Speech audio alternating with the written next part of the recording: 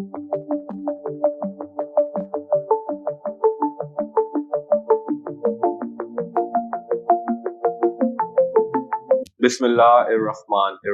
Assalamu alaikum.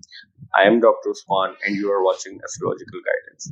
आज की video में हम बात करेंगे 8th हाउस जो होता है वो हमारे बर्थ चार्ट में किन चीजों को रिप्रेजेंट करता है और उसको कैसे जज किया जा सकता है।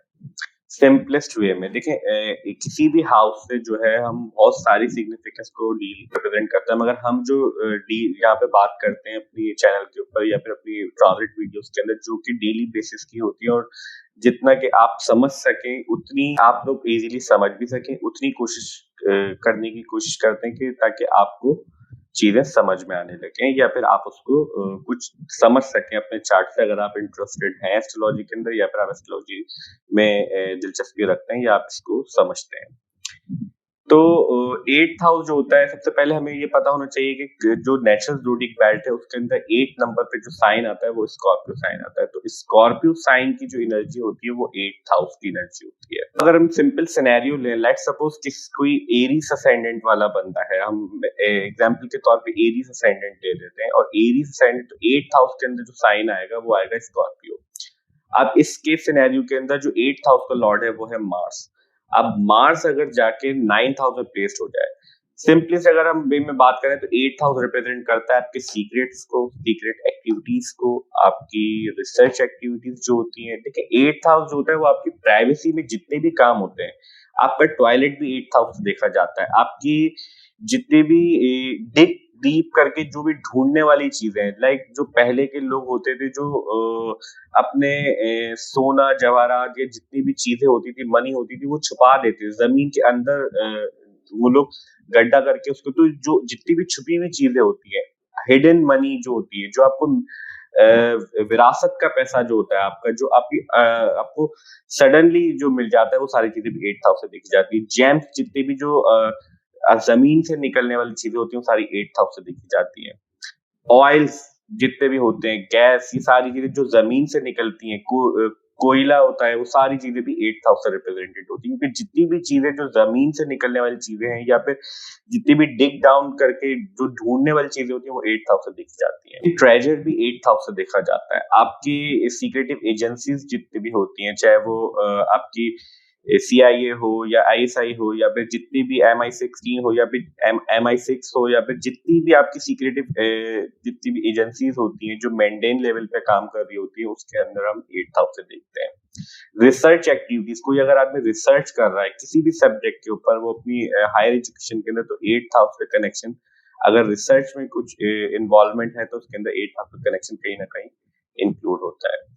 आपके इन लॉस, आपके ससुराली मामला, जो 7th हाउस से हम आपका स्पाउस देखते हैं तो 8th हाउस से हम आपके ससुराली मामला भी देखते हैं। मैजिक होता है, चाहे वो बैड मैजिक जो होता है, जो भी छुप के चीजें की जाती हैं। देखें, मैजिक की भी टाइप्स होती हैं। अब जो बैड मैजिक होता है वो सारा 8th हाउस से रिप्रेजेंटेड होता है। वो सारा जो है वो चाहे काला जादू हो या जितनी भी चीजें दूसरों के लिए की जाती हैं, इसीलिए 8th हाउस, 6th हाउस और 12th हाउस को somehow naturally malefic house energy से कनेक्टेड करके देखा जाता है, क्योंकि यहाँ से जो है वो जितनी भी सीक्रेटिव चाहे बैड एक्टिविटीज होती है वो भी 8th हाउस से देखी जाती है। पोर्नोग्राफी भी 8th हाउस से रिप्रेजेंटेड होती है। आपकी जो सेक्सुअल ऑर्गन्स हैं, सेक्सुअल एक्टिविटीज हैं या फिर आपके एक्स्ट्रा मैरिटल अफेयर्स होते हैं, वो भी 8th हाउस से रिप्रेजेंटेड होते हैं। अब जब आपके 8th हाउस का लॉर्ड लाके 9th हाउस में प्लेस्ड हो गया, अब 9th हाउस में प्लेस्ड हो गया तो हमें ये देखना ज्यादा जरूरी है कि 9th हाउस का लॉर्ड किस तरह का प्लेस्ड है, अगर हम 8th हाउस के रिजल्ट को समझना चाह रहे हैं। पहली चीज। दूसरी चीज इंपॉर्टेंट ये है कि 8th हाउस के अंदर कौन कौन से प्लैनेट्स का एस्पेक्ट आ रहा है। हाउस रूलरशिप की हम यहाँ पे बात नहीं करें कि अगर 8th हाउस का लॉर्ड, 10th हाउस का लॉर्ड, 11th हाउस का लॉर्ड, फर्स्ट हाउस का, हम यहाँ पे सिंपलेस्ट वे में बात करने की, जितना समझ में आ सके और जितना ग्रैप्स कर सके हम उसकी बात करेंगे कि 8th हाउस अगर नेचुरली मैलेफिक, अब नेचुरली मैलेफिक प्लैनेट होते हैं सैटर्न, राहु, केतु, मार्स, और नेचुरली बेनिफिक प्लैनेट होते हैं वीनस, मरकरी और जुपिटर।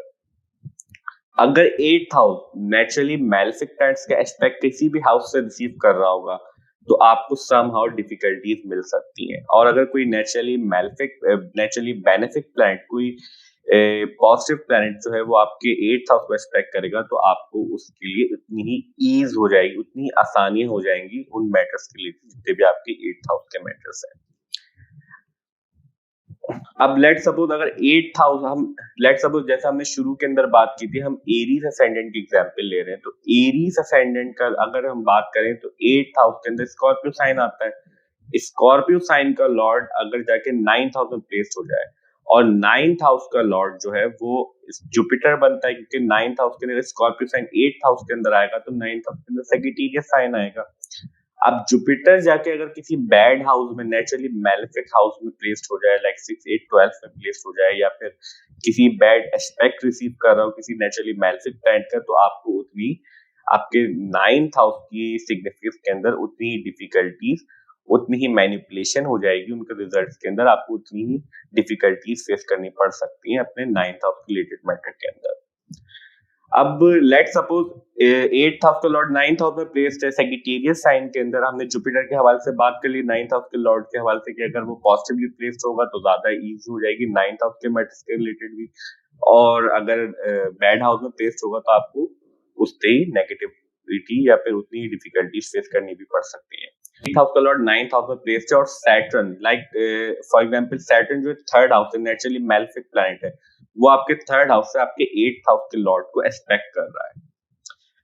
अब जब तक सैटर्न रिटर्न नहीं होगा, अब सैटर्न रिटर्न ये होता है कि सैटर्न आपके बर्थ प्लेस में, जहां पे जब जिस टाइम पे आप पैदा हुए आपके बर्थ चार्ट पे जहां पे सैटर्न प्लेस है 3rd हाउस के, जब वो ट्रांजिट के अंदर वापस एक पूरा चक्कर लगा के अपने वापस अपनी जगह पे आएगा तो उसको सैटर्न रिटर्न कहते हैं। तो सैटर्न रिटर्न होने तक आपको जितनी भी डिफिकल्टीज होंगी, क्योंकि वो सैटर्न एक नेचुरली मैलेफिक प्लैनेट है, रिस्ट्रिक्शन, डिलेज, इन सारी चीजों को रिप्रेजेंट करता है, मगर सैटर्न जब सैटर्न रिटर्न हो जाता है तो उसके बाद वो आपको पॉजिटिव रिजल्ट देना शुरू कर देता है।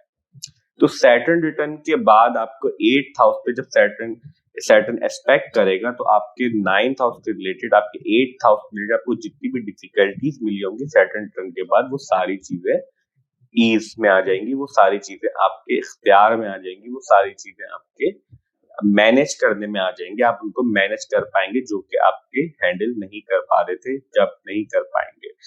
अब इसी तरीके से हम दूसरे सिनेरियोस के अंदर भी देख सकते हैं, ये सिर्फ एग्जाम्पल है। अब राहु का एस्पेक्ट भी रिसीव कर सकता है या फिर मार्स का एस्पेक्ट रिसीव कर रहा है। अब ये सारी चीजें जो होंगी वो आपके लिए आपके रिजल्ट के अंदर मैनिपुलेशन करेंगे, और अगर इसी तरीके से कोई नेचुरली बेनिफिक प्लैनेट जुपिटर का एस्पेक्ट रिसीव कर रहा है तो उतनी ही ज्यादा ईज हो जाएगी आपको अर्ली एज के अंदर सारी चीजों से, मामला से जो है आसानियां पैदा होंगी। मगर ये डिपेंड करता है होल चार्ट के ऊपर, पिक्चर जो क्लियर करता है वो आपका होल चार्ट क्लियर करता है। ये एक जस्ट सिनेरियो 8th हाउस को अंडरस्टैंड करने की, कि आपको समझ में आ सके, सिर्फ उस चीज की बात है। तो ये सिंपलेस्ट वे है कि अगर हम कोई बंदा अपने चार्ट को या कोई बंदी अपने चार्ट को समझना चाहती है कि 8th हाउस की सिग्निफिकेंस किस तरह से डील कर रही है, क्या रिप्रेजेंट करती है, तो ये मेजर सिग्निफिकेंस होती है और ये सिंपलेस्ट वे होता है अपने 8th हाउस को जज करने का। तो हमारी आज की video 8th house in astrology यहीं तक थी। आई होप कि वीडियो आपके लिए हेल्पफुल होगी और आपको अंडरस्टैंड करने में काफी ईज होगी। और अगर वीडियो अच्छी लगी हो तो प्लीज वीडियो को लाइक कीजिए, चैनल को सब्सक्राइब कीजिए। मिलते हैं नेक्स्ट वीडियो में, जब तक के लिए अल्लाह हाफिज।